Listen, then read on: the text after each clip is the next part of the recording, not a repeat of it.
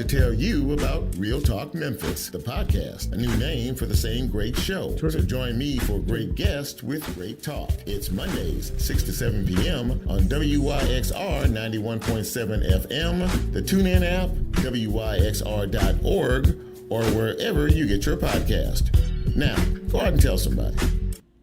And it is 6 o'clock on Monday, March 22nd, 2021. You are listening to WYXR 91.7 on your FM dial. And I have a quick question for you.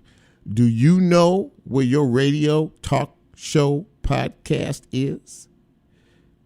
Real Talk Memphis starts now.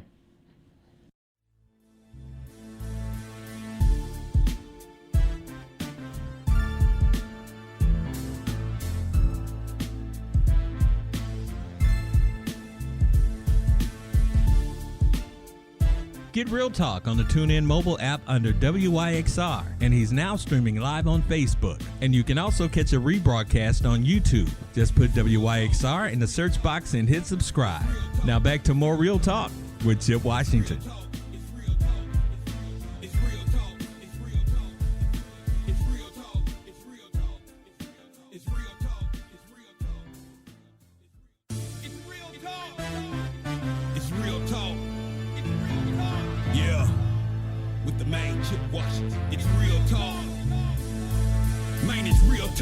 With your main Chip Washington. When it comes to information, the main got an arsenal. Bring you up to speed with what you need. He's a local and nationwide news feed. Let's talk about it.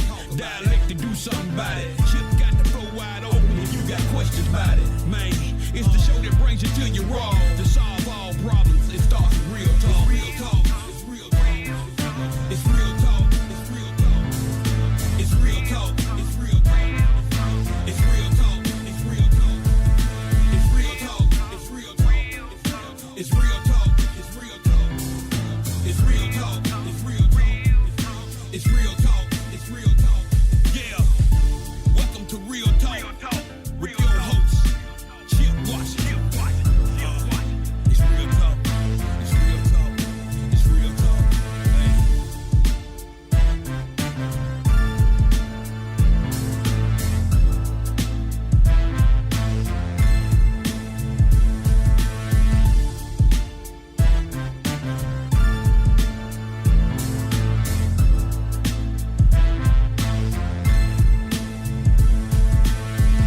And during that little interlude, I was able to find your Real Talk Memphis radio show. And here it is. I am Chip Washington, your humble host. Very happy to be with you on this Monday evening. Hope you are doing well wherever you are, not only here in Memphis or Shelby County, but wherever you might be out in this great, big, wide world we live in. This is WYXR 91.7 on your FM dial. And if you choose to listen to this show live, well, you can do so on the aforementioned station I just mentioned. Or you can go to the TuneIn app, put in WYXR in the search, hit play, and here we are. Or you can go to their website at WYXR.org and listen to us live. Now, if you miss the show or you do think other things at other times, the Real Talk Memphis program is now a podcast. So you can go to wherever it is you get your podcast to listen to this fine piece of radio broadcasting. And I really, really do appreciate you, and I really do appreciate the support. And we're just going to make it just continue to grow. How about that? We're just going to keep lifting it higher and higher and higher. So Marquette is here with me tonight. He is producing. Adam is with me as well. The gang is all here. We are ready to go. And hopefully we will have a good hour of radio broadcasting for you. And hopefully by the end of the show, you'll actually have learned something, because, that is sort of my goal, is to inform as well as to entertain. And hopefully we will have you will think we'll have a good show tonight. I think we have a good show tonight. And by the way, a programming note, I will not be here next Monday night. Real Talk Memphis will be down, dark, whatever the terminology is, next Monday. But we are here now. We are live and we are in living color. So if you all have celebrated or are celebrating a birthday, an anniversary, or a special occasion, I would like to congratulate each and every one of you, depending on whichever one of those it is. It's always nice to have another birthday, and it's always nice to have another anniversary, and it's always good to have a special occasion. Wouldn't you agree? Yes, indeed. A lot of news and notes to cover tonight, so I'm going to jump right into this. And first, before we get started here, a couple of notable deaths, at least in my world. And I don't know if many of you heard Elgin Baylor, the all-star forward for the Los Angeles Lakers. He died today at the age of 86 of natural causes. Elgin Baylor was one of the greatest basketball players the world has ever seen during his time, made 11 all-star teams, and he was a Laker executive. And his statue is one of 10 or 11 that are out in front of the Staples Center in Los Angeles. So that's a big loss. And I wanted to kind of talk a little bit about someone that I knew who was a really, really nice man. He really was. Now, I go to the gym to work out a few days a week in the morning, the 6 a.m. crowd, so to speak. I know it may not look like it, but I actually do work out. So, I was leaving the gym on Friday morning, and one of the other regulars stopped me and asked me if I knew that this person had passed away. And I was like, no. And so they described him. I knew exactly who they were talking about. And, apparently he died of a heart attack at a very young age. He'd be in the gym every single day. And it's stunning, when someone that you see and that you know and you speak to and you laugh with every now and again is no longer with us. So my condolences to Larry Lund and his family on his sudden passing. Really, really good guy. And I'm going to miss him. I was at the gym this morning looking over to my left where I would always see him, and, knowing he's no longer going to be there, it's going to be a little empty, but we're going to carry on, and I know he's at peace and at rest with our Lord. So there is, for a lot of people in this country right now, something called spring break. A lot of folks, it's weather's starting to warm up. People are starting to get outside now and starting to enjoy it. Spring is here, and the whole 9 yards. And for colleges and universities all over the country, spring break is going on. It started 3 weeks ago, depending on where you are. It's going to continue right on through March and probably into April. In Miami, Florida, where a lot of people like to congregate down there on South Beach, there are so many people, and if you've been paying attention, if you've seen the video on TV of all of those people, I mean, people everywhere, and no mask, of course, out there partying and doing their thing. So much so that the mayor of Miami Beach has imposed a curfew and a state of emergency, I might add, which means that you partiers have to be off of the streets and off of the beach by 8 p.m. I said 8 p.m. Now, this is in Miami, Florida, right?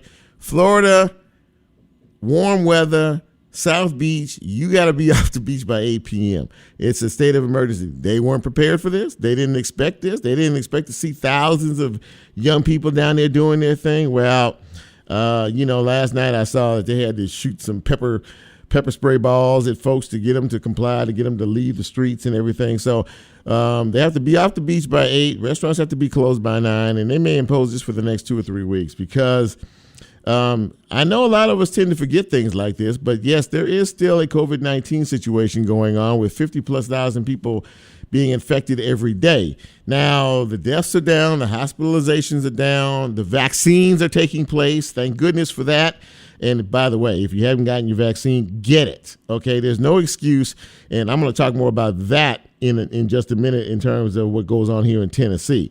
But here they've also lifted restrictions on health restrictions on restaurants and bars that can stay open until 1 a.m. now. Beale Street was packed this weekend. I'm sure the restaurants and bars will be packed this weekend. we do have variants that are running around out here, which I know that some of you are trying not to hear about. But the B117 or the UK variant is starting to become the dominant strain. It is 50% more transmissible than COVID-19, and it's 30% more deadly. So, I think the doctors are very, very cautious about this and watching it very, very carefully. And all we can say is if we can beat it with the vaccine, that'll be a great thing to try to protect folks. But so that's why it's very important for you to get your vaccination as soon as you possibly can. This afternoon, Tennessee Governor Bill Lee announced that all Tennesseans over the age of 16 will be eligible for the COVID-19 vaccine starting April 5th. Once again, starting April 5th, all Tennesseans over the age of 16 will be eligible for the vaccine starting April 5th, which is 2 weeks from today. I heard this afternoon that Shelby County is actually going to start that particular element of it next week. This information literally just came out like 5 o'clock, where they're going to start vaccinating folks, pretty much everybody starting next week. So watch the news and read the newspaper and call the health department if you have any questions in reference to that.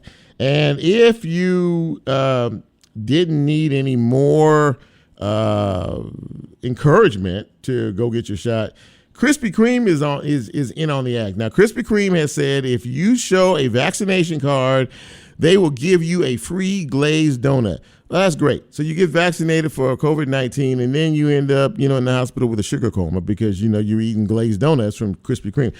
I like a good Krispy Kreme donut. I don't go there very often at all because they are very sweet and very sugary. But you know what? The commercials that you see sometimes that say free. Well, it's free. If you show your vaccination card, and to them, they will give you a donut free. Now, I'm still a little lost on the daily concept of this. You get in line, you keep showing the same card over and over and over again. What are the checks and balances on all of this? We need to do some investigation on this Krispy Kreme thing. But you know what? I guess if they're trying to encourage folks to go out and get vaccinated and get what they need to get done to stay safe and healthy, and then have to go to the gym because you gained 45 pounds because you raped. But that's a whole nother story. But in any event, that's what they're doing. They're doing their part. Krispy Kreme is doing their part. Okay. Also, in some news that was a bit disturbing, we all know about the incident in Atlanta where a gunman walked into 3 spas and killed 8 people, 6 of them of Asian descent. A week or so ago, and there have been protests. There was a candlelight vigil at Shelby Farms last night here, about 6 o'clock last night. Hundreds of people showed up for that. If you've been watching the news, they have had rallies all across the country. Once again, we're dealing with a situation where, we're looking at folks that are being targeted because of, their ethnicity, their skin color, black folks, brown folks, Asian folks. We have these protests, we have these marches, and we protest loudly. But at the end of the day, what good does that do? I mean, is it just become just a voice and a protest?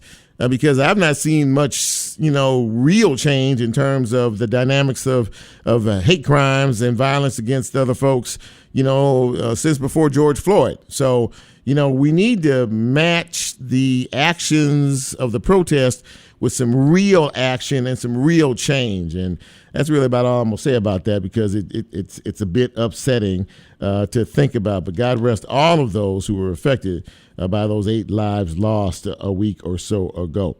2 more things I want to mention. Kojic, the Church of God in Christ, has a new presiding bishop. He is J. Drew Sheard. He is going to be the new presiding bishop over COVID. By the way, his wife is a well-known singer. Karen Clark Sheard is his wife, and she is, yes, a member of the world-famous Clark Sisters, the musical group. So congratulations to him. And March Madness is still in effect, and of course they're playing games tonight as well. I just want to know if your bracket has been busted sufficiently yet, or are you still in it? Don't tell the truth. Tell the truth. If you've ripped it up already, it's okay. Now you can just sit back and enjoy and relax. By the way, the University of Memphis is playing in the NIT tournament, and they have another game, second round game, coming up later on this week. So go Tigers, go. With that, I'm going to take my first break of the night so we can get into this program. What do you say? This is Real Talk. I am Chip Washington, your host. When we come back, we are going to kick things off with the president of the University of Memphis. He is Dr. Paul Rudd. This is Real Talk Memphis. We'll be right back.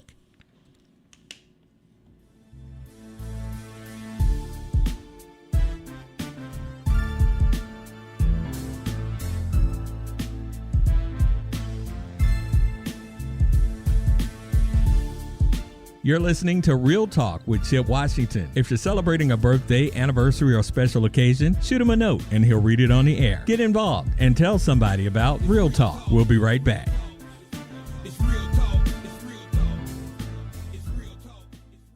Hi, this is the big O, Otis Redding. I was just standing here thinking about you. Thought I'd write a song about you and dedicate it to you. Take a listen. If you didn't go back to school this year, you're really not groovy. Maybe you feel that school is a drag, it just don't move you. But did you ever think about how square you look standing in an employment line because school didn't interest you? You really hard to think about it. Without an education, you could only be a tramp. Broke iron shoes, no haircut, just plain old country. Don't worry about the fellas on the corner calling you green because you're betting your future condition. You're really hard to think about it. And furthermore, tell them that Otis Redding say you're very wise because you'll be at the top when they get there. And if they make it, when they get there, if they make it, when they get there, if they make it, you really ought to think about it. Think about it, really ought to think about it. Good morning, Dave. Good morning, Sam. I don't think Jim would mind if we just talk about a little school dropping out. Education. Yeah. I was reading a paragraph the other day that said a little bit of learning can be dangerous. And because today's job market, the smaller your education, the smaller your chances for success. True. So I would like to tell our friends, don't be a dropout. Drop out of school today. You have less education than most machines. That's just a little headaches. Yeah, a little figure of speech there, but really it's a true thing. It doesn't sell the dull, dirty, or the low-paying jobs. Right. Right. But if we stay in school and try to get that education, the kids now they really do want to stay in school now. And the ones that don't want to stay in school, watching the ones that are going to school, they really want to get on in there because it's so much happening. Look, you're getting your studies, you're getting a chance to play with sports. It's so many beautiful things in school that you can do, So, girls and boys, this is Sam. And I'm Dave. And we would like to say to you, don't be a dropout, stay in school.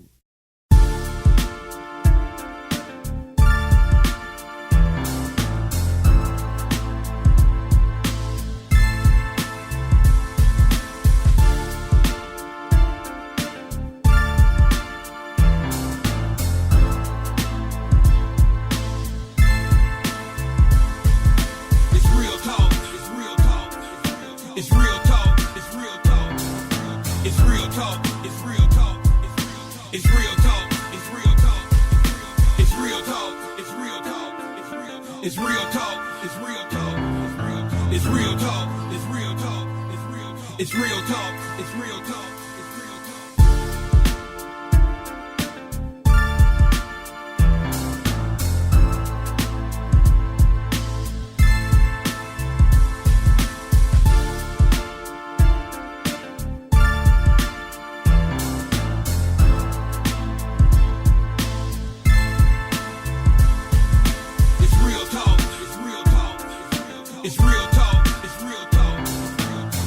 talk. It's real talk. It's real talk. It's real talk. It's real talk. It's real talk. It's real talk. It's real talk. It's real talk. It's real talk. It's real talk. It's real talk. It's real talk. It's real talk. It's real talk. It's real talk. It's real talk. It's real talk.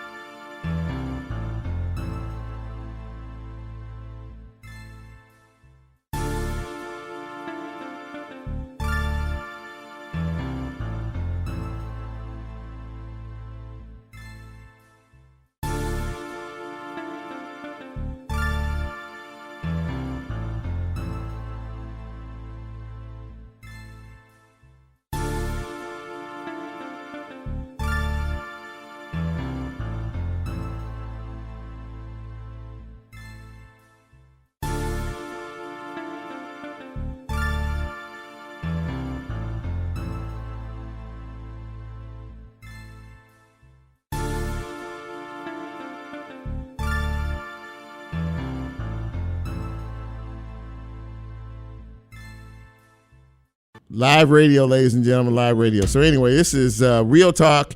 This is Chip Washington. We are trying to get through things here, and I think we may have a guest on the phone. Do we? And who do we have on the air? Who is this? Dr. Adriane Johnson Williams. Dr. Adriane Johnson. You know what? This is live radio, Dr. Williams, and I really apologize for the technical difficulties, but I'm more happy that you have decided to hang in there with us and spend a few minutes with us chatting tonight. I really appreciate it. Of course. Technology is not always our friend, even old technology. You got that right. Absolutely. Well, listen, so you are hosting a pretty significant, what I would consider a significant event this week. I believe it's on Wednesday. And, this is all to empower women. But you know what really drove me to have interest in this story was really about some of the stories that you're telling that we don't necessarily think about. And as I was reading, sort of about this conversation that you're going to host on Wednesday, we're going to talk all about that. One of the areas in particular that stood out to me was when a woman comes out of prison, post-incarceration, how difficult it is.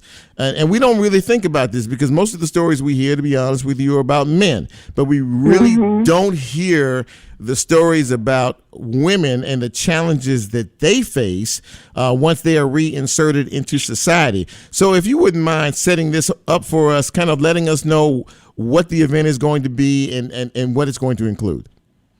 Yes, of course.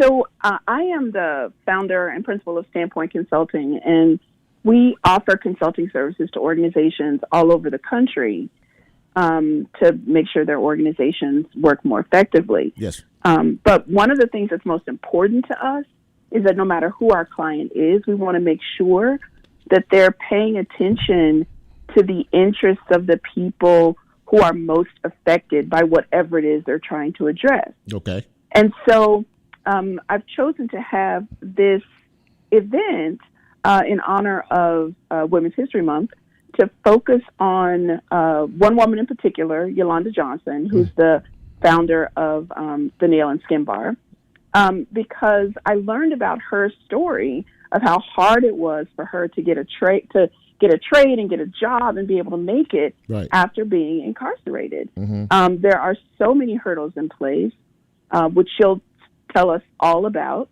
But I think what's really vital is that there are solutions that are possible if we would listen to the women themselves to understand what the challenges are and really start to address those solutions.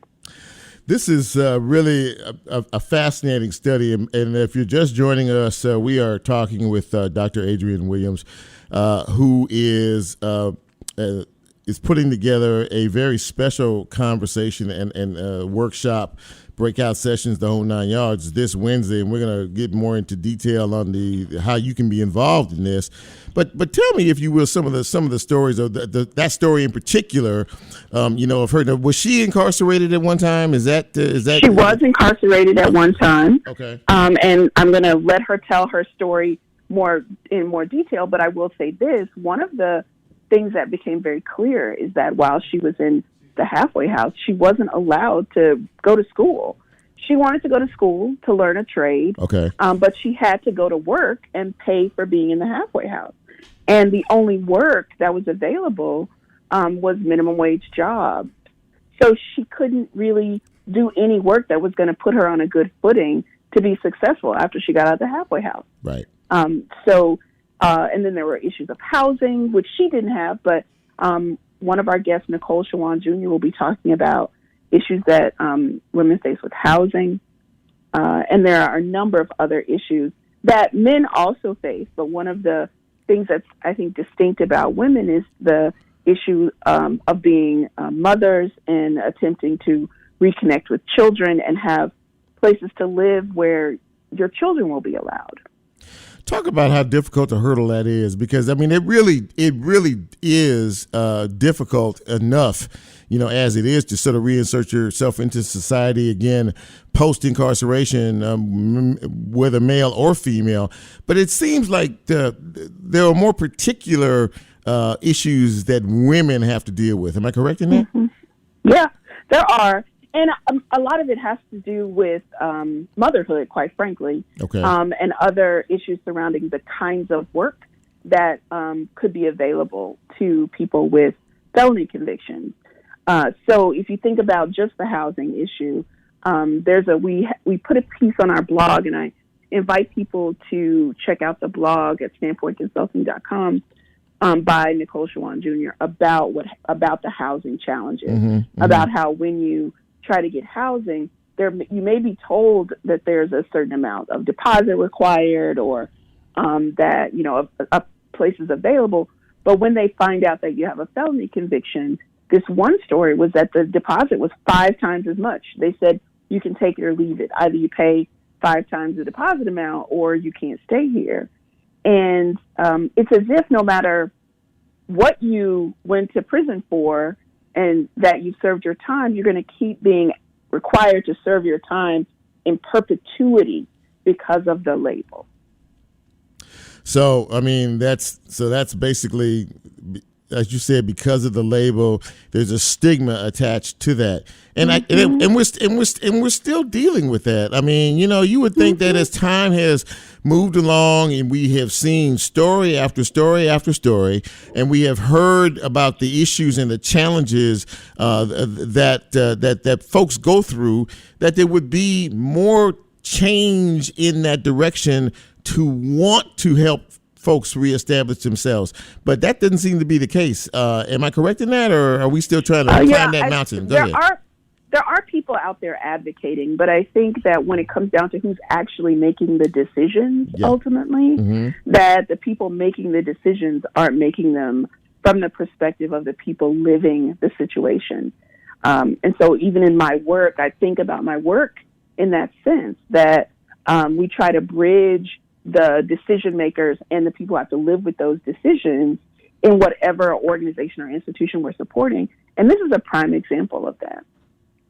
So once again, you are hosting this event, and tell our listeners just about everything that is going to happen in terms of this very special conversation and workshop you're going to have on Wednesday. Yes. So the event is on Wednesday, the 24th, starting at 4 p.m. I'll be talking with Yolanda Johnson about the Nail and Skin Bar Institute, the organization she's starting to support women in getting licensed as nail technicians, but also, very importantly, in starting businesses. She likes to support the women who work for her in understanding how to start and run a successful business. We'll also be talking with Nicole Shawan Jr., who is also justice involved and who has really created just beautiful art in her writing around experiences like these. And I really invite people to join us to hear from her. But also, she'll be offering a workshop after the panel discussion for people who are trying to figure out how best to tell their stories so that they can do things like get support for businesses or nonprofits. We'll also be joined by Heather Jamerson, who has been a faculty member at Rhodes and teaches about what's called social entrepreneurship, so using business to solve problems. And she also is the co-founder of the 275 Food Project. And then we'll have representatives from Epicenter and Momentum nonprofit partners to talk to people who want to start either businesses or nonprofits because they've lived a life that has identified a social problem and they think they have a solution. We are wrapping up the last few minutes with Dr. Adriane Johnson-Williams, and this really sounds like a fascinating event that you are hosting and giving people a chance to not only be able to interact, ask questions, talk about some of the challenges that folks face, but that those challenges don't define you, and that there are opportunities out there, but you just need to know where they are and how to get to them and how to achieve them. Am I correct in that? Yes, and also you may be the person with the solution. So just because you went through something that comes with a stigma, it doesn't mean that you can't be the one to present the solution. This is really sounds like a great program, and I hope that folks who are listening, want to know more about this to be a part of it. Can you give them some contact information or how they can register? Go ahead, please. Yes, go to events, plural, events, EVENTS, standpointconsulting.com, and you can find out more about the organization and register there. Dr. Adriane Johnson-Williams, thank you so much for taking some time to talk to us about this very important conversation, and thanks for putting up with some of our technical issues, because you know what, these things tend to happen in any yes, event. They do. Yes, ma'am. But thank you so much, and best of luck on Wednesday. And I hope to invite you back down the road when you have some more interesting events planned down the road. Thank you so much. Have a good night. You too. Thank you. All right. So there we go. We got through that one. Dr. Adriane Johnson-Williams was with us and talked to us about her upcoming event. And listen, we all face challenges in life. I mean, that happens. But it's not that you face a challenge, but it's how you overcome the challenge that you face, to not let that define you, but you define it. By conquering it and moving forward. So thank you very much for that conversation. We're going to take a quick break, and when we come back, we are going to effort Mr. Justin Pearson. Many of you have heard about the Byhalia Pipeline Project. It has gotten big press, and this is a major story, not just a story here. This is a major story here, and I mean to the tune of not only citizens who are against it, but you have the political folks who are involved in this. The former Vice President of the United States, Al Gore, was here advocating against it. So we're going to talk to Justin. He is kind of one of the voices behind all of this. This is Real Talk Memphis. I am Chip Washington. You know who you are. We'll take a break, and we will be right back.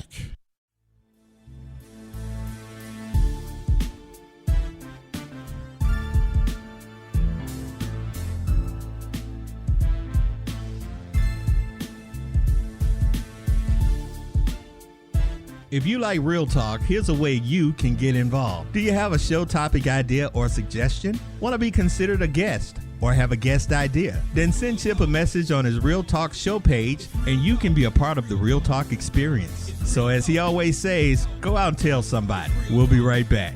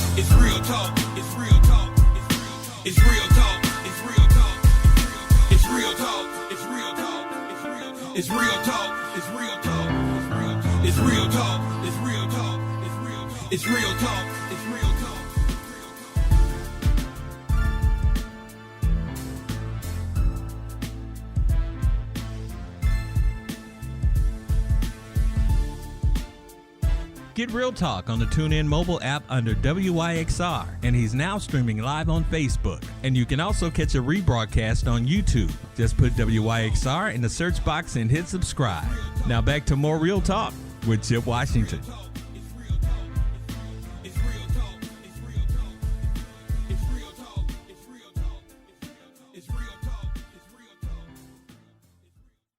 And welcome back to Real Talk Memphis, the radio podcast. Chip Washington, your humble host on this Monday evening. Very happy to have you with us. We've had a few radio gremlins in the studio, but I think we've eliminated those now. We're ready to move on to the rest of the show.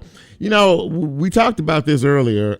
This Byhalia Pipeline project has really been at the top of the news for quite a while now, and there are many people in the city and the county, including, I might add, both the city and county mayors, members of the city council, members of the county commission, who don't necessarily think this is a good idea. And on the phone with me now is one of the voices, the out front voices that we hear and see speaking against this pipeline. He'll explain all of that to us. His name is Justin Pearson. Justin, you there?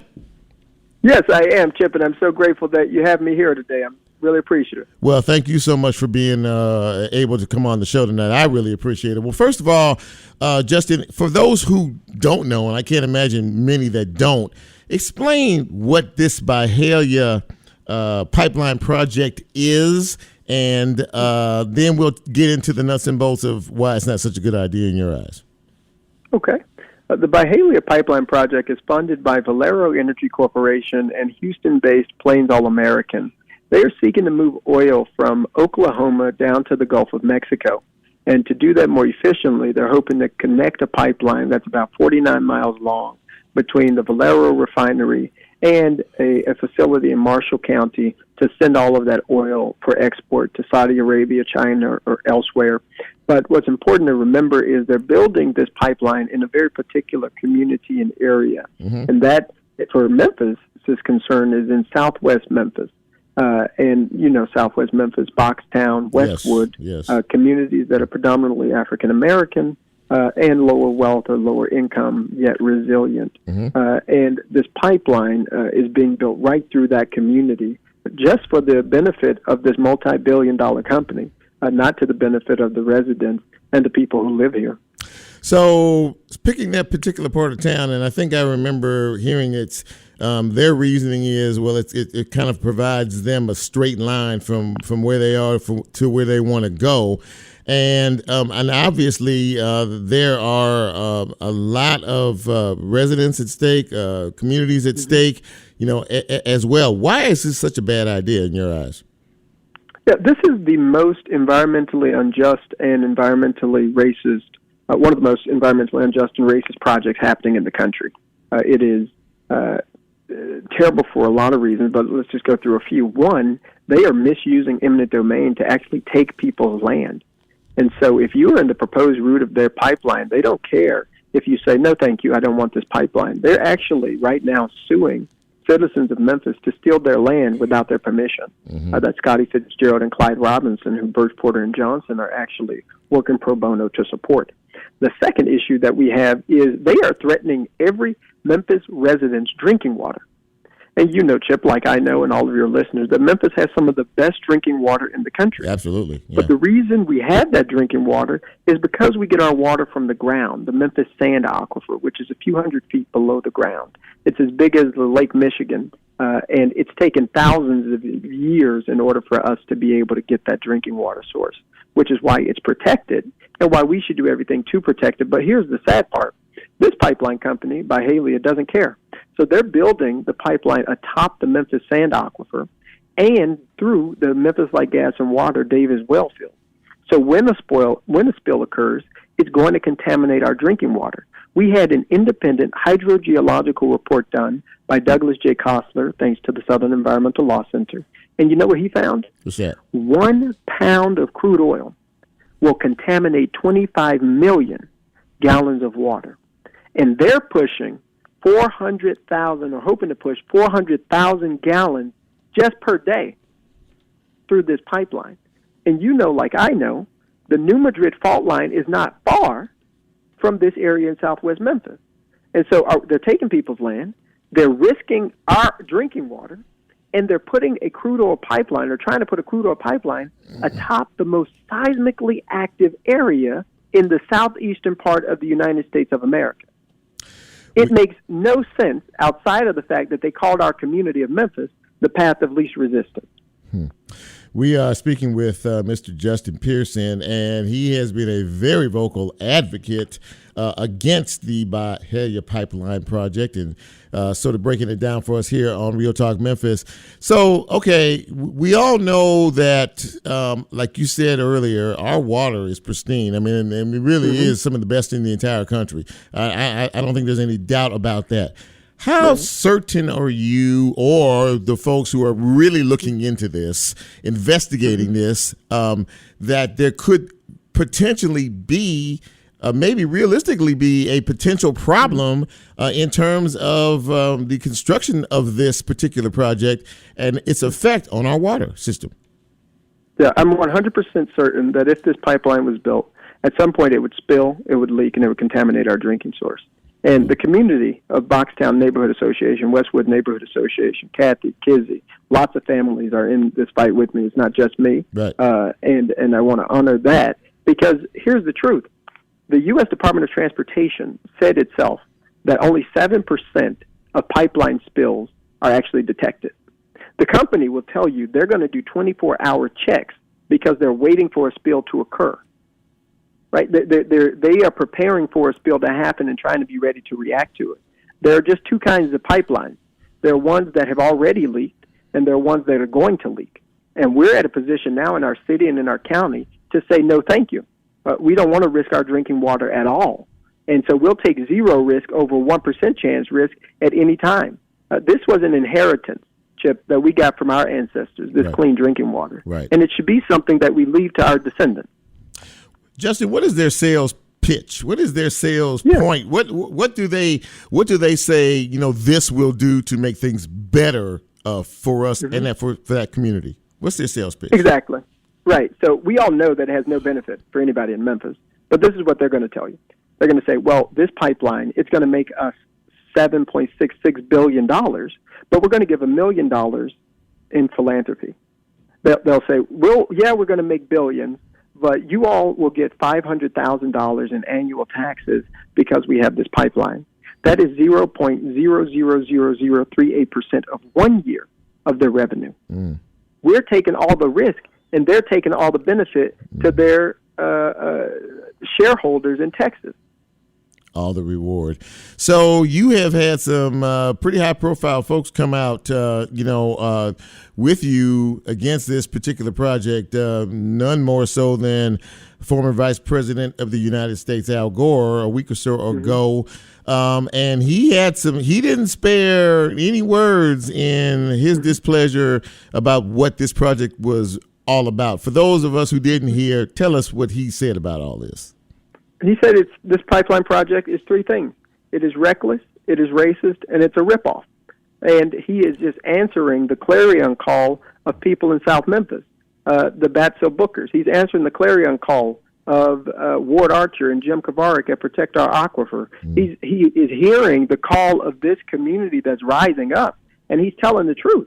And once we start to tell the truth, we'll get closer to justice, and justice looks like not having this pipeline there. But it's a racist, it's a reckless, and it's a ripoff of a pipeline project. And they have a playbook, Chip, that they operate with in order to exploit communities that are most vulnerable socially, economically, and politically. And that's what they're trying to do in Memphis, but they don't know the spirit of the people here.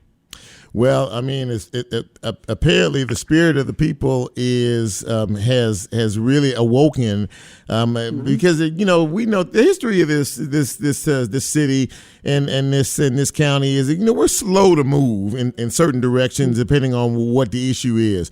But this has seemed to, and I don't know that I'm wrong in this, has really not just the community over there, but I'm talking about the city council. I'm talking about the county commission. I'm talking about the Shelby County mayor. I'm talking about the city mayor and so many other folks who are and now for governmental entities, the thought of getting, some financial gains and things like that that turns into a political thing. But everybody seems to be against this. I mean, even the politicians, and I'm not talking about just the local ones. I'm talking about the ones from the State House in Nashville too. Right. No, it is a great show of unity that our city councilors and today 9 commissioners voted to oppose the pipeline by denying them the sale of land, and that Mayor Lee Harris and folks and people like Barbara Cooper, Representative Barbara Cooper, and State Senator Ackberry and London Lamar and Jesse Chisholm, right, that this power is building, and it is unique for many reasons, but it is unveiling something that I'm really fortunate to be a part of, along with my co-founders and our community, to see that we can get together for common cause. Yeah. And when it comes to protecting the most vulnerable, for those of us who are striving to be Christian, and know that what you do unto the last, the lost, and the least, you also do unto me. For those who care about our resources, like our drinking water, these transcend whatever political titles you have, whatever ideologies you may hold, because it is more important that we focus on the we in this city, that we collectively can create justice, and we will collectively suffer. And Kizzy says this all the time. When one community suffers, we all suffer. That's right. And that ideology is what is becoming so pervasive in our city, and that's why we're going to be triumphant in ending this pipeline. So, as we are about to close here, tell me, how long? Where are we in this fight in terms of if we were going to use a football analogy? You know, what quarter are we in? Where are we going from here? I mean, how much longer is this fight going to be in your estimation? Mm-hmm. We are running a marathon, not a sprint. Not a sprint. Okay. And so we need folks to take breaks. We need folks to drink Gatorade. We need folks to rest, and we need folks to work. And join us at memphiscap.org or on Facebook, Memphis Community Against the Pipeline -MCAP. But we are starting to see some really great progress in this movement with the entire city council, 13-0, yes, saying we oppose this pipeline. Yeah. 13-0, saying we're going to protect our water because we know how important it is. And today, the county commissioners getting up there and saying, we're not going to help this company at all to build a pipeline that would do damage to the people in our community. And so we're starting to continue to see the momentum build. But what you're doing, Chip, and I really appreciate it, is continue to inform, continue to educate people so that we can be activated in a community. We can all get behind this. All 600,000+ of us in the city and million in this region, we can galvanize as one community, black, white, wealthy, not wealthy, to say that our people matter and that our water matters. Well, Mr. Justin Pearson, keep up the fight, young man. You are really quite dynamic in terms of, I've heard you on several interviews, and I was really happy that you were able to take some time to come on my show tonight and talk a little bit about this. Somehow, I don't think you nor half the residents or anybody in the Memphis and Shelby County is going to give up on this until victory is won. And I just want to say, continue the fight, keep the momentum up. Keep doing what you're doing, and will you do me a favor and keep us apprised of any big steps, as progress starts to move forward, against this project? I will definitely do that. Really grateful for the opportunity, and together we will win. Thank you, my friend. I really appreciate you, man. Thank you so much for talking to us. Are you interested in sponsoring the show? We'll talk soon. And want to support WYXR at the same time? To find out how, email us at sponsorships. Marquette has hit a break. Okay, so anyway, man, that was a great conversation with Justin. This young man is passionate. He is intelligent. He is a thoughtful spokesperson, and he cares about the city and the county and this community. And this campaign bears watching, to be sure. Well, listen, that about wraps it up for me tonight. I hope that in spite of everything else, you enjoyed the show because at the end of the day, it's all about the guests and it's all about their voices and, what folks are doing to try to make things better. Speaking of that, I hope that you will continue to support Real Talk Memphis, the podcast. You can hear us on Spotify. You can hear us on Google Play. You can hear us on Apple Podcast. Or, as I said on a video earlier today, and I always wanted to say this, wherever you get your podcast. So I'm excited about that. But thank you so much to my guest. Thank you to you, the listening audience. And I hope that next time we reconvene and get together, we'll have a good show for you as well. So in the meantime and between time, I'm Chip for Marquette, for Adam. We appreciate you. We love you. Please continue to support us and support each other. I'm Chip, and I'm out.